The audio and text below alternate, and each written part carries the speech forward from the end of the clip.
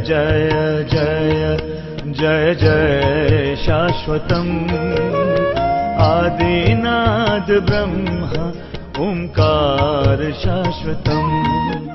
भगवान भोलेनाथ कहते हैं कि सगुण अगुण ही नहीं कछु भेदा, गावहि मुनि पुराण बुध भेदा। कि सगुण और अगुण में कोई भेद नहीं है, साकार और निराकार में कोई भेद नहीं है। आज जिस वातावरण में हम गुजर रहे हैं इसमें इसकी आवश्यकता ही नहीं है। किसी को फुर्सत नहीं कि आप सगुण को मानते हैं कि निर्गुण को मानते हैं, अथवा मानते हैं या नहीं मानते हैं, आज किसी को मतलब नहीं है।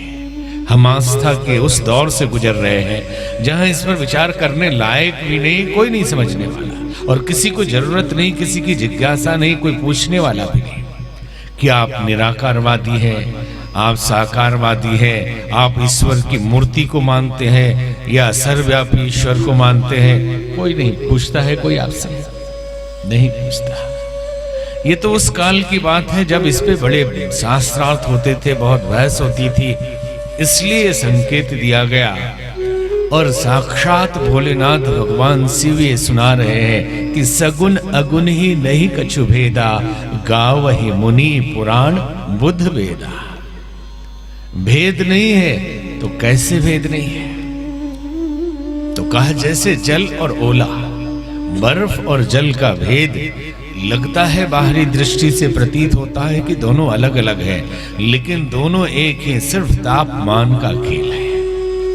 तापमान घट जाए तो वही पानी बर्फ बन जाता है, और जब तापमान बढ़ जाए तो वही बर्फ पानी बन जाता है, और बढ़ जाए तो भाप बन के उड़ जाता है, हवा में विलीन हो जाता है, और वही भाप फिर जब तापमान घटने लगे तो फिर बादल बन के बरस जाता है, और केवल जल के रूप में नहीं, ओलों के रूप में भी बरसता है।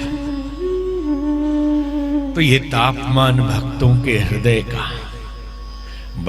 हृदय का तापमान जब बढ़ता है, जब वो इस स्तर पे पहुंच जाते हैं कि परमात्मय हो जाते हैं, तो परमात्मा भाव बन के निराकार हो जाता है।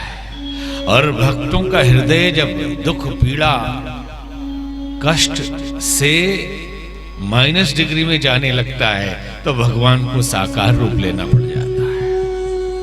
वही वाष्प, वही जल बनता है और वही बर्फ बन के साकार हो जाता है तो हवा ही। तो सगुण अगुण ही नहीं कछु भेदा, गावहि मुनि पुराण बुध भेदा।